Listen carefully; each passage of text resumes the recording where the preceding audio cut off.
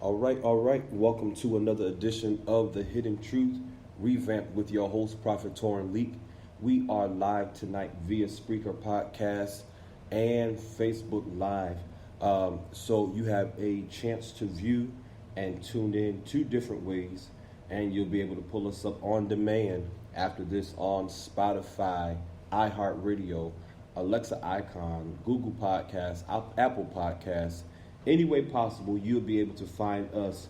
But I would like for you to tune in tonight. So take a few minutes, do what you can, do what you got to do, and then tune in to us live right here. I'm so excited. I keep saying us because last week we started a broadcast with my friend, Prophet Steffon Taylor, and I am excited to have him on with us again tonight. So I'm going to introduce him to my Facebook Live page and my Facebook Live family. Here he is, the one and only Prophet Steffon Taylor. We clapping.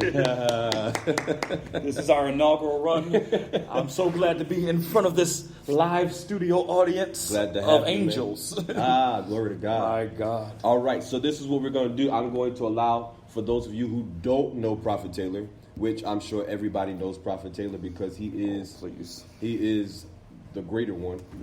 No, God is the greater God one. is the greater one. We know God is the greater one. God is the greater one. I'm the promoter. He's the promoter of the greater one. Yes, Lord. So I'm going to allow him to introduce himself, just in case you don't know him, give us a little background, and then we'll jump into the conversation of the minds. How about that? All right. Let's see what the Lord shall say on tonight. Well, I am, as he stated, Prophet Steffon Taylor. I am the pastor of Great Awakening Church in Bridgeport, Connecticut, where we have service every Sunday at 2 p.m. Only 95 minutes, but in those 95 minutes we worship, we war, and we wrestle against anything that is not like God. In those 95 minutes, we also preach, praise, and prophesy. So that is a great place to be on Sundays.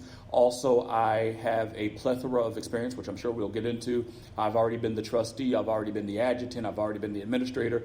And now God has seen fit that I am a pastor. So I come with a wealth of understanding and knowledge of church. And I've been pretty accomplished in the secular arena also, working at banks and call centers and other things of that nature, mortgages. I've done it all. So I come with some information. So yeah, you can find out more about me on www.steffontaylor.com, www.steffontaylor.com.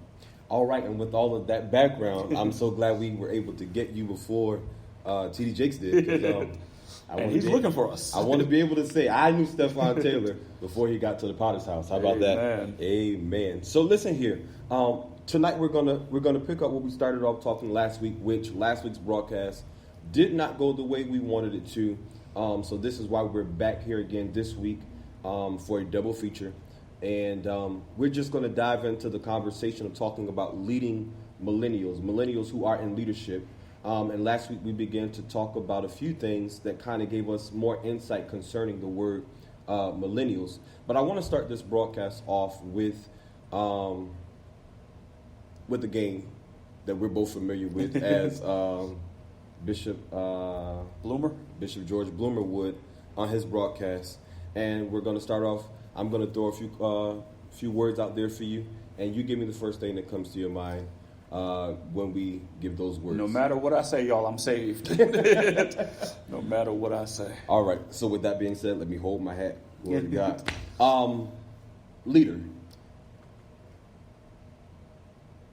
Leader. Millennial. Leader. Church. Needs leaders. Church. Jesus Christ. Process. Necessary. Rebuke. Has to be done correctly. Submission.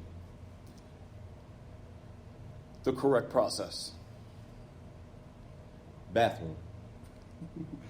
Not the pulpit. Platform.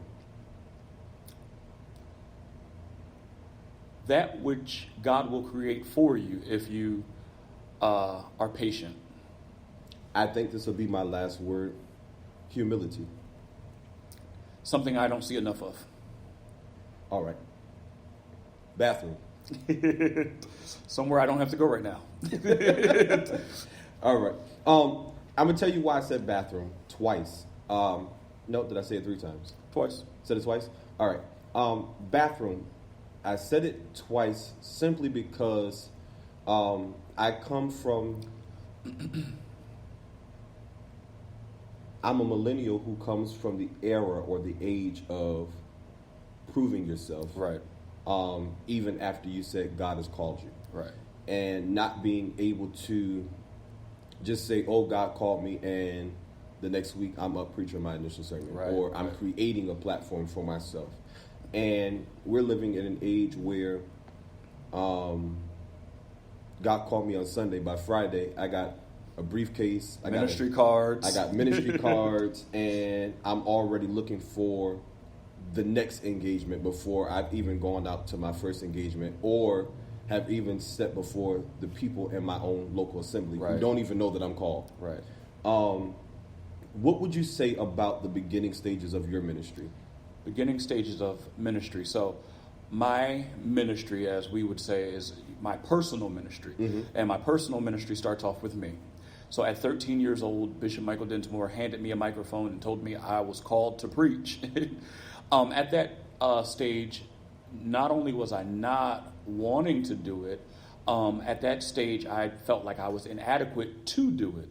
And so since I felt inadequate, it came with a wrestling match. Anything that God ever says to you that is a real word from him, you do not run into it. Mm-hmm. Sometimes you run from it, sometimes you walk slowly toward it, but it's not something that you're usually overly happy about. And so the beginning stages of ministry for me, without going too far, because I don't know where you want to go with this conversation, but the beginning stages of ministry for me was me learning me and my relationship with God. Mm-hmm. So I'll stop there. Okay. So the beginning stages were you learning yourself. In learning yourself, what did you find out about yourself? Did you find out that although you were called, you got the opportunity, you were ready for it? Or you got the opportunity, you knew the call was there, you did it, and you realized there was a whole lot of things that you needed to get in line before actually publicizing? 13 was a pivotal year for me because that was the year I got saved. And that was the year that I started actually publicly preaching. So not preaching to toys, not preaching in my room. Been there, man. But preaching literally in front of people. And so where others had the opportunity to develop in a smaller congregation, we had hundreds. Mm-hmm. And so I'm preaching in front of hundreds my first time up. And so what I will say concerning this is that the beginning stages where I had to learn me was I had to learn that preachers aren't perfect. And I did not know that because I was not yet a preacher, and the preachers in my family, I only had limited exposure to them. Mm-hmm. So I seen no wrong in them, so I thought I had to be perfect. And so I did not know that there was going to be times of doubt even after I've preached the message. I did not know that, I did not know the level of struggle that would come with it. Mm-hmm. I'd say that. And so when I was developing, I had to develop as a person because we forget the person. And I had to develop continuously spiritually. And so the two had to develop together. And it had to happen in front of people. So some of the mistakes that others are allowed, I wasn't. Some of the mistakes that you were allowed, other people weren't. Okay. Some of the mistakes other people were allowed, I wasn't allowed. Okay. Yeah. Now, here's the spin of the conversation because we're very similar. We both come up in the same type of background as it relates to church. Not necessarily ministry, but church. So I also began preaching at 13. Okay. What did you find, or how did you find balance at 13 with an adult responsibility, quote unquote? So I got a lot of answers for this. I'm not going to say that I ever did find balance. Okay.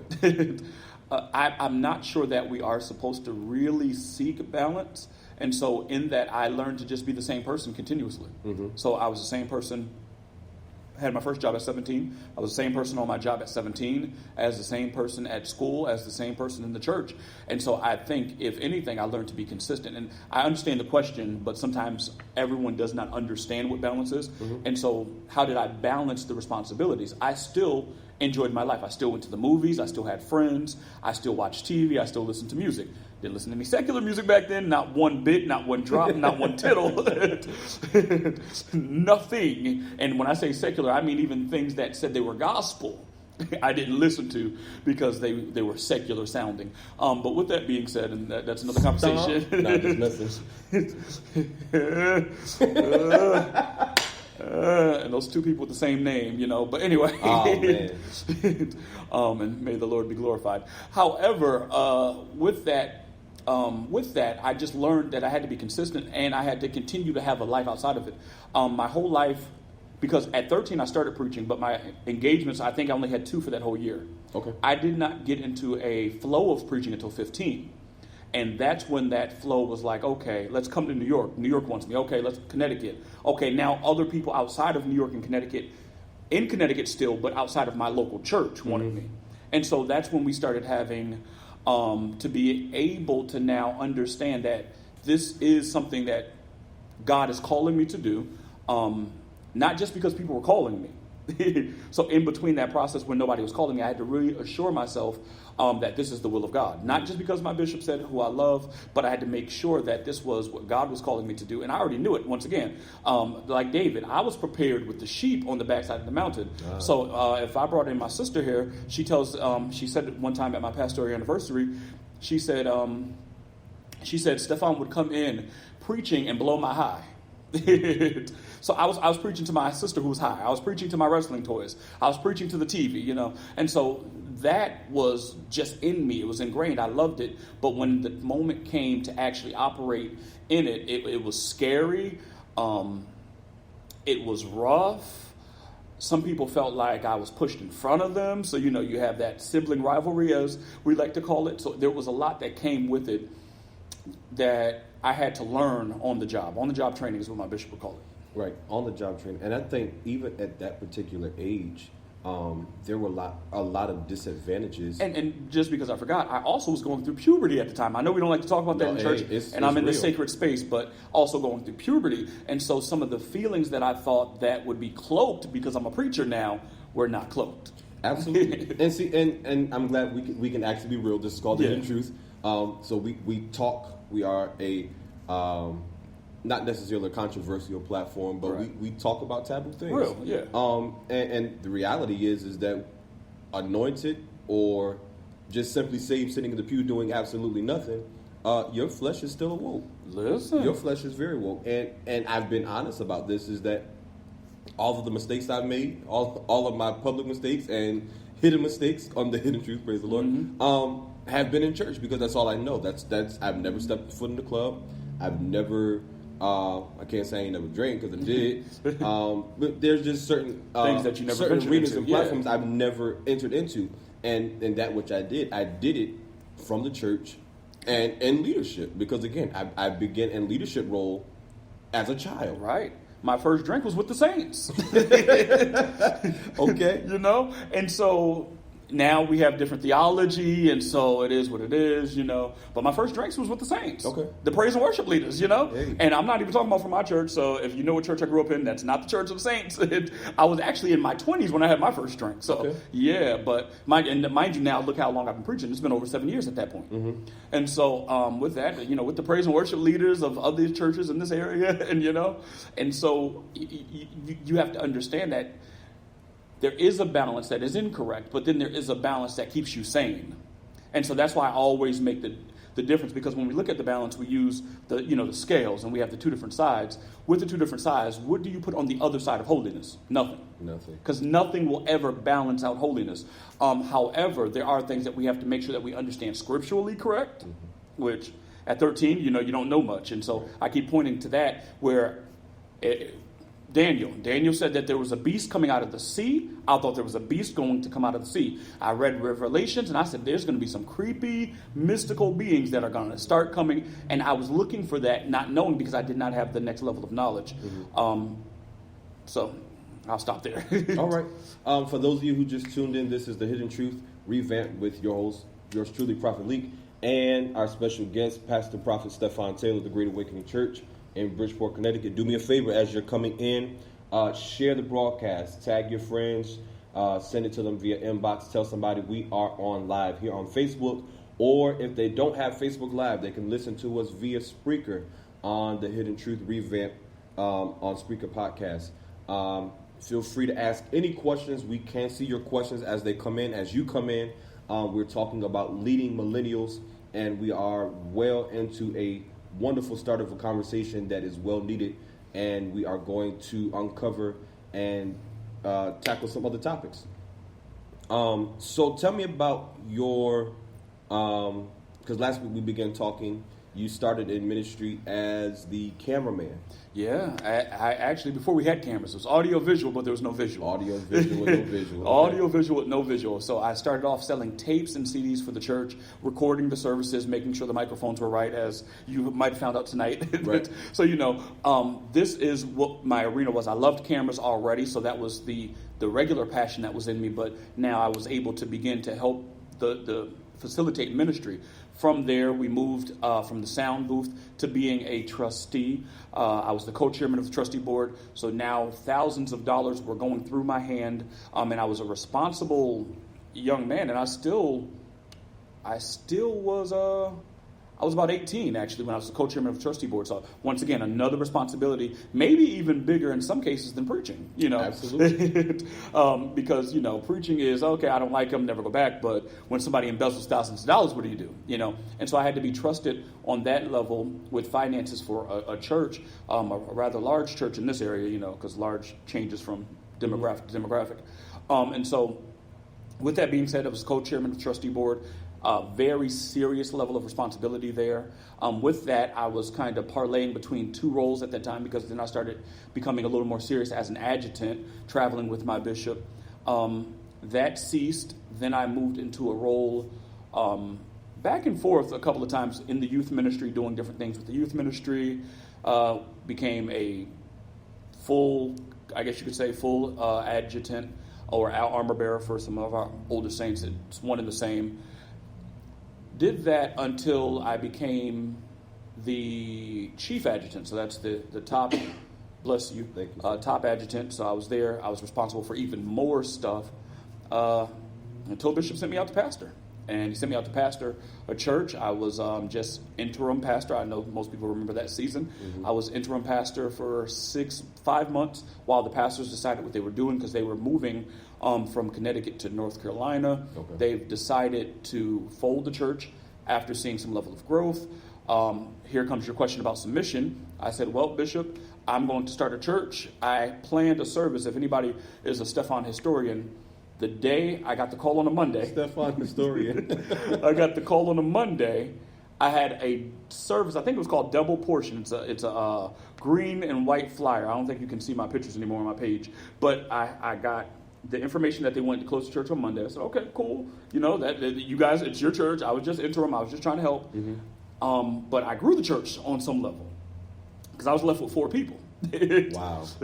And that last Sunday before the Monday that they called me, I had 20 people. So I'm like, well... what are you supposed to do with all these people now? Right. So that Sunday, that by the end of that Monday, I had a service already booked. That was for Sunday.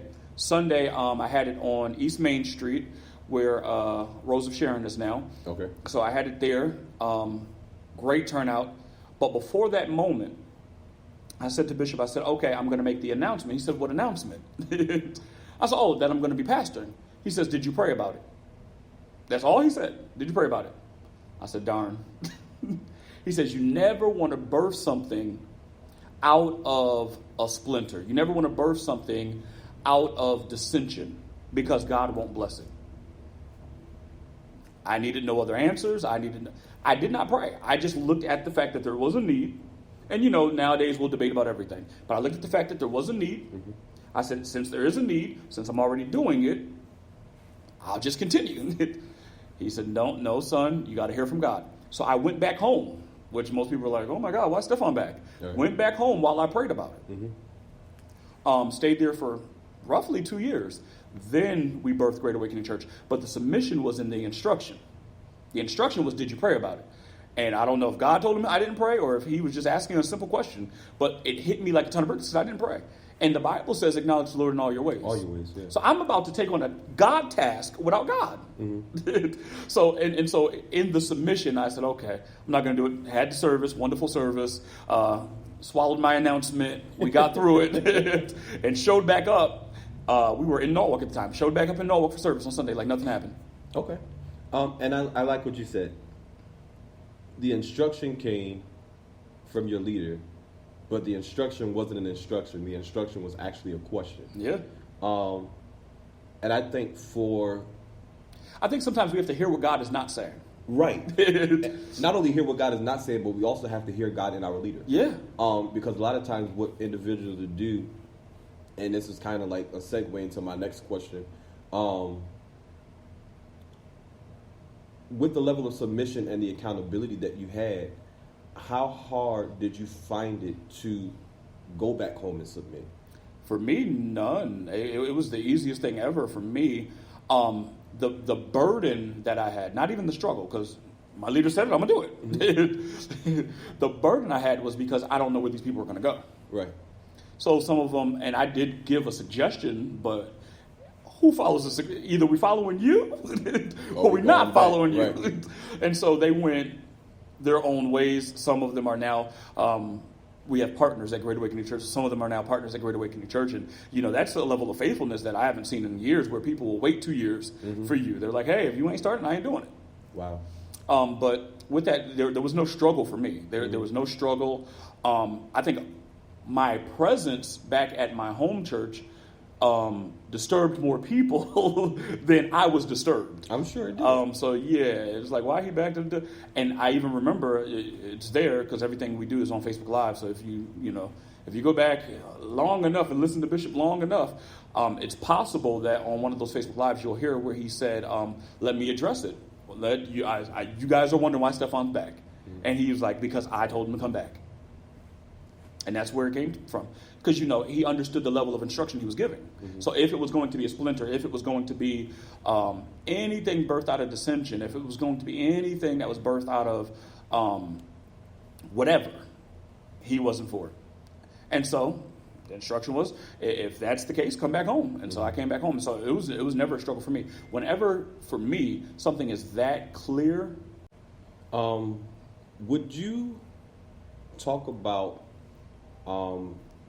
that particular season, now having to go back home? So you said you were gone for about 2 years, and this is really going to lead into the meat of what I really want to get to. I was gone from local church for 5 going into 6 months. I sat back down for 2 years. Yeah. Okay. So 6 months you're gone. Me knowing you personally, y'all just follow me. Mm-hmm. I know you had a load of responsibility. So I think it's kind of safe to say, in a way, you were Bishop's right hand. And some would say. And if Bishop wasn't there, you were Bishop's voice. And that's a broad statement, for those who may get offended. Just our conversation. You got something to say it to me. He didn't say it, I said it. From observation, because I've watched your relationship with Bishop for many years. And I actually appreciate the way you serve him. What was because you said it, the disturbance. How did you handle the disturbance of going back to a place and I'm going to assume jumping back and assuming all roles and positions? Mind you, and I'm still looking at you as David. Yeah. Because I really did assume, and I would love to say that I eased in, but no. It was rather quickly that I went back to responsibilities. I think one of the things is you have to stay focused on the assignment. So with anything, I'll say it that way, with anything, you have to know who is giving the task. And so I knew that my leader was giving the task. So anybody who had a problem, they would have to take it up with my leader. And so I have a high view of leadership. I have a Absolutely. Very high view of leadership. And so if you have a problem with me assuming a role, I was told to do it. I have a directive. I have an order. And I think that really plays a role into being a prophet, because all I do is carry out orders. If it was up to me, I wouldn't be waking up 6 a.m. praying. I wouldn't listen. I wouldn't be studying the prophets and so on and so forth. I would not be offering mentorship because I am an introvert. I definitely wouldn't be pastoring. I'm okay with keeping my money in my pocket. Listen, I'm okay with not checking on anybody. I can go seasons like that. And then there's other seasons where I want to check on people. I'm just calling, see how you doing, but that's just not the normal. But when I'm focused on my assignment, I say, okay, my leader told me to do announcements. Mm-hmm. No problem, but do announcements. And I'm so, I almost want to say militant, because there was a time where Bishop passed me the mic, and I just held it because he passed me the mic. Mm-hmm. He says, why didn't you, go up? Why didn't you take service, continue on? I was like, oh, because you didn't tell me to. Right. And so that's been my view of leadership. It's hard for some people, but it's never been hard for me. You have a leader who you respect. He has been the voice of God in my life. He has been a great leader to me. Why not? So I just listen and obey. Okay. So we're fast forwarding. Bishop now sends you out. He sends you out. And how would you say, as a young man, say you started pastoring your own So let's, because this is the hidden truth, and I'm one of those people who really harp on truth because that's just who I am. So some people would let the narrative build itself, but I kind of control the narrative with truth. Mm-hmm. And so we go from 5 months going into 6 of pastoring, 2 years roughly of sitting home. Then we go into me turning 30, and I'm about to turn 30 in April. So I start the church in January of 2018, January of 2018, because 2 years makes 2020. With that, I had a conversation with my bishop, sat down at a soul food restaurant. I still remember where it's at. I still remember the name of it, but no free plugs. You got to book me. You got to book me for a commercial. But yeah, we went and we sat down, and I laid out to him my vision. I laid out to him what God was saying. I laid out to him what I felt was the next season of my life.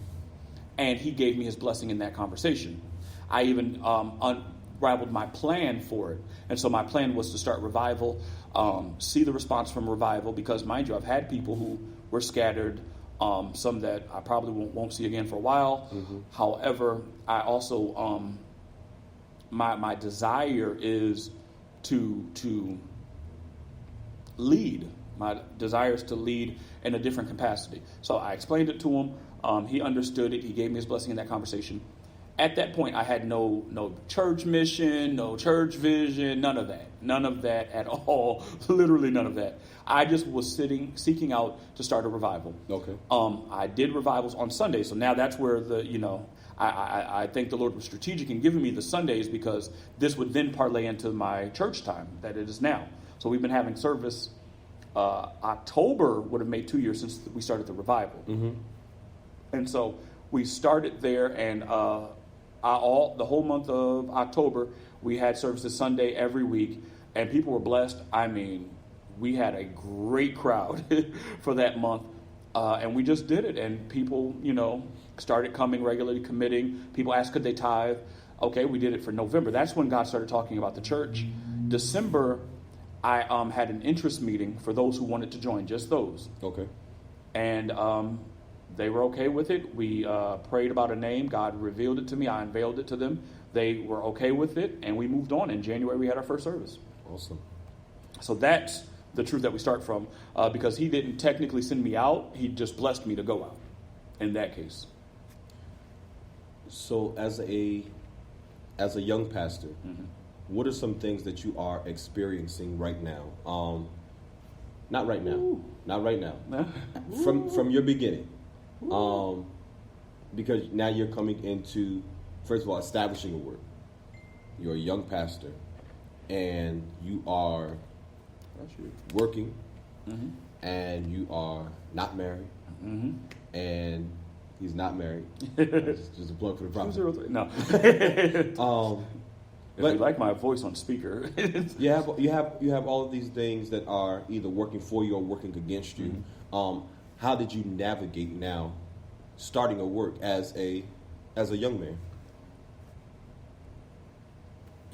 It may sound stereotypical, or it may sound, like simple, but I just go with God. Like literally, I learned between 13 and now almost 33, I learned to go with God. And so I learned to say, okay, let's really pay attention to what God's seeking, what God's asking.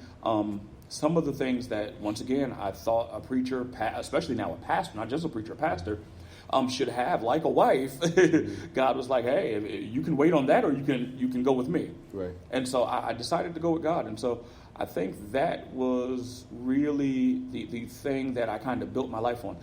One of the things that I learned while building is everybody is not made for the building stage. Mm-hmm. And so at the building stage, everybody has to participate. And I've lost people. I will say it, and I can say their names. I've lost people because we're building. So you can't just come in and just, clap and leave. Right, been there. There is now some work that has to be done, and I've confronted people, not, on no, hey, waving my hand in their face, but it's like, hey, would you mind helping with this? And I later seen those people disappear. Mm-hmm. With me being a young man, I had a wonderful woman of God, and if you're watching, I love you, who she told me she belonged to a church and everything. Her children were going to my church. She said she belonged to a church, and that was cool. I said, okay, she's like, I just wanted to come check the church out. Long story short, she goes to another church that I know of that was not the church on her visitor form. Mm-hmm. And so I think sometimes people look at my age. I had a coworker's daughter going to my church. It was the church, but not the church. It was not the church on that visitor form. Yeah. So she's like, oh, I go to this church. I'm like, oh, okay, cool. And then I looked, I'm like, what you doing at Fifth Sunday Union? Oh, you're part of this organization. And I know I'm the administrator for for Connecticut. So I know all the churches in the district. Yeah, so, people have their reasons. And hey, maybe she didn't vibe with me, connect with me, whatever the case may be. But sometimes I believe she's at that church, she's a mother. Okay. And so you see a level of high energy, you see a level, and you have to be introspective. So you see a level of high energy, you see a level of prophecy that may not be common where you come from, and then you transition to this other church, and it's a little more relaxed. You see more people in your age group, because right now the only person who would have been in her age group is my mother. Mm-hmm. My mother is the only, person that is of age, we'll say. Okay. Everybody else is either young or think they're young. And so you have those nuances and those difficulties. And so I did not know how to handle the first time somebody left. Mm-hmm.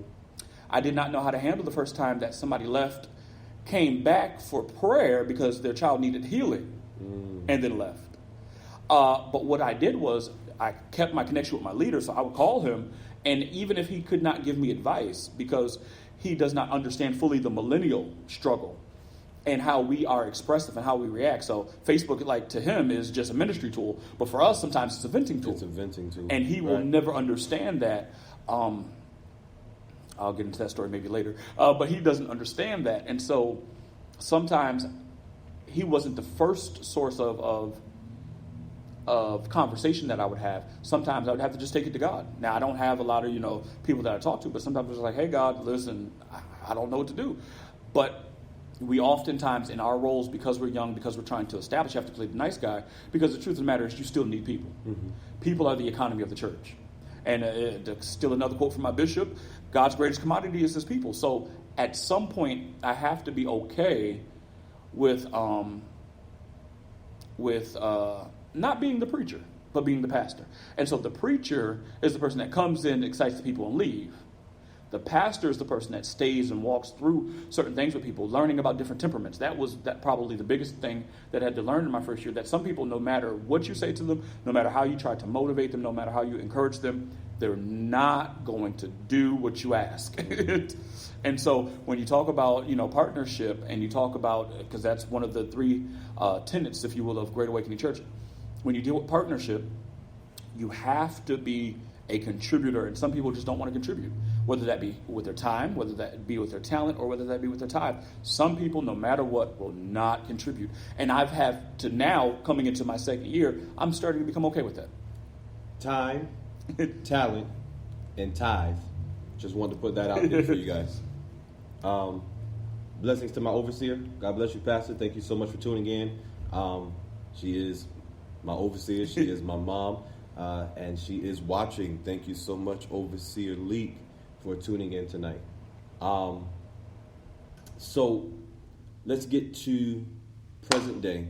And I've been asking you a lot of questions, personally about your background, because I wanted to bring it to today, bring it to right now. And as we stated in the beginning of the conversation, our background as church relates is very similar. We grew up tarrying deliverance, testimony Fire service. Baptized Holiness Church. Fire Baptized Holiness Church. God of the Americas. Come on, all of the Americas. All of them. Bishop W.E. Fuller. Yes. And you can find a lot of videos of Bishop Fuller too on YouTube. Yeah. You guys used to have some church District Elder was Elder Kendall. Come on here. Amazing convocations and stuff like that. Yes, Lord. So we have a very similar background. I was brought up the same way. Darley's women with no makeup, all the men on the front row. It was a sin. So a lot of things that we are used to and embrace and are comfortable with, people our age now are shunning all of that. Yeah. How is church different now from then? And is God then relevant now? So, how is church different? The people are different. The people are different. And when I say the people are different, loyalty means something different. Absolutely. Submission does not look the same. And I even dare say that it's not the same thing. So when I say submission, I listened to my leader to obey. Mm-hmm. Now we're listening to our leaders to debate.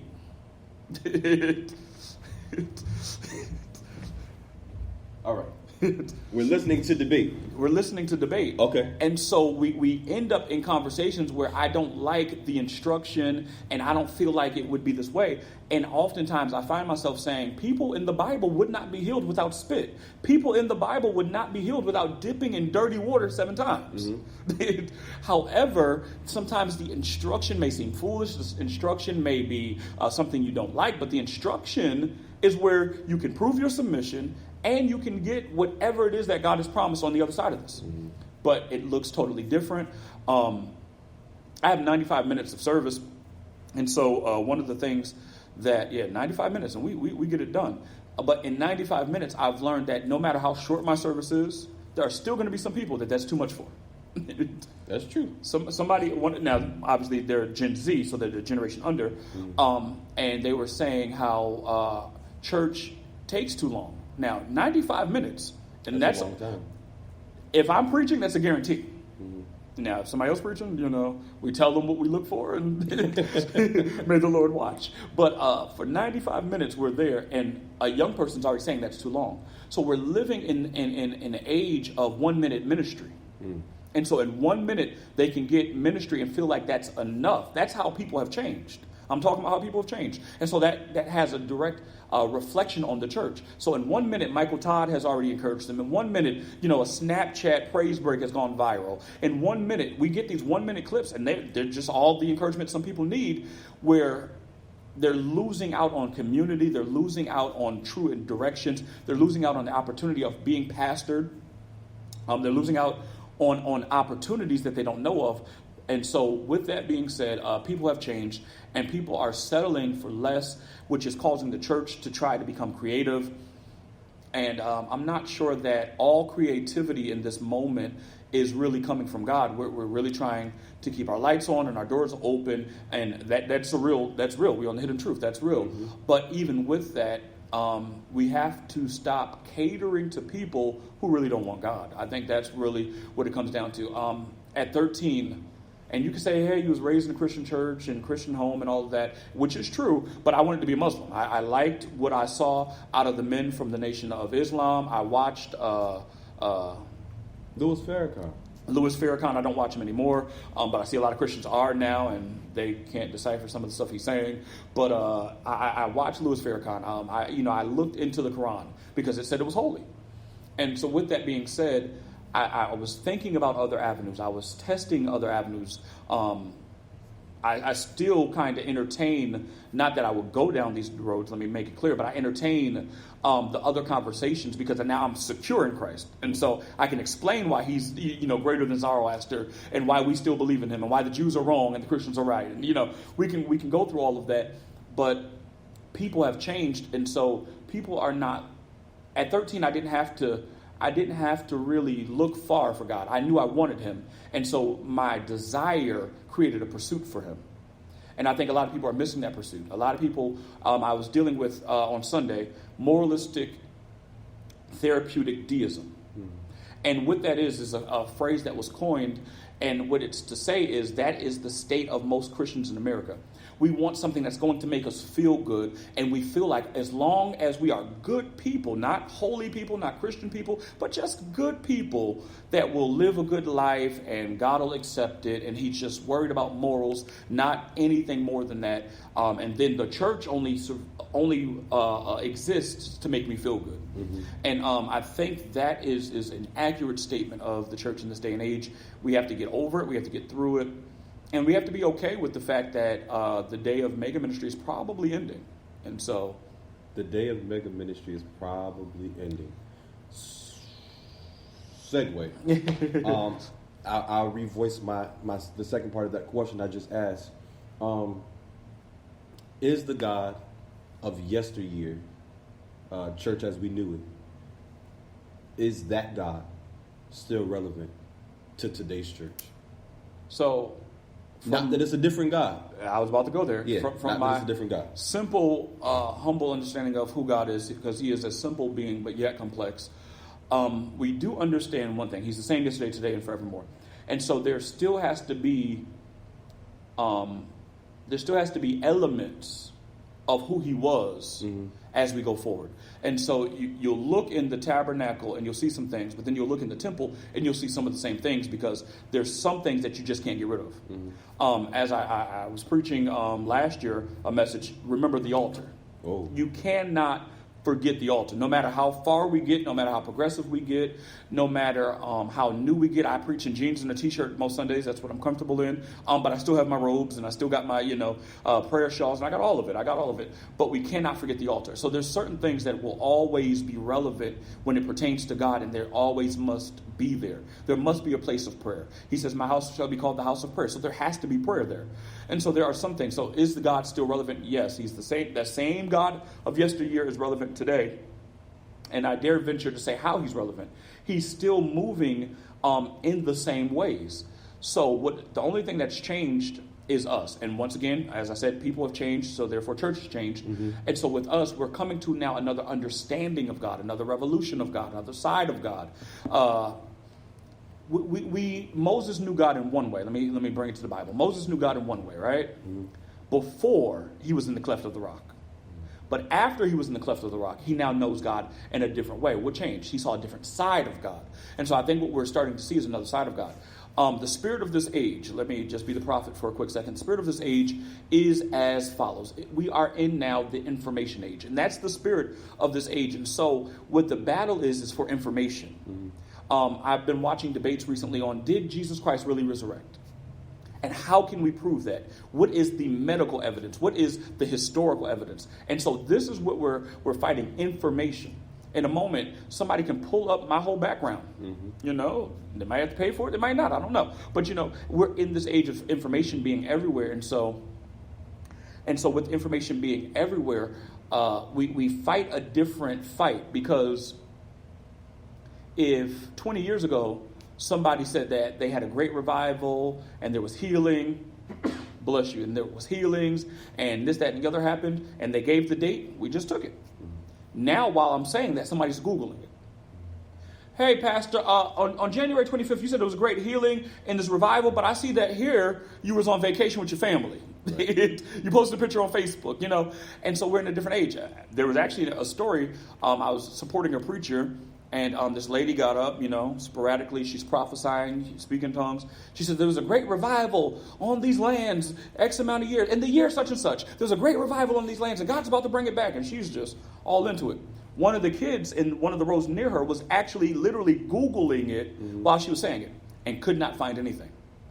Now, I'm not saying it didn't happen. I'm going to be nice. I'm not saying it didn't happen. However, we're in the information age, and now that person has a bad impression of God because of the information that they receive. So God is still relevant, but we have to become more knowledgeable about God. He's a bridge over troubled water. Don't work for everybody right now. It don't. Hey, Pastor, so what was that language that you were speaking? And why were you doing it? And then we have people with partial information. I was talking to my coworkers once upon a time about zombies in the Bible. Because they see it one way, we see it another way. Right. So we have to begin to combat with information. And God has always been willing to give the information. So I think he's the same. But we have to now begin to dig into our Bible. So I think we mastered, especially in the Black church, motivation. But now God is calling for information. Awesome. So we're going to wrap that up for our audio podcast listeners. Thank you for tuning in this week.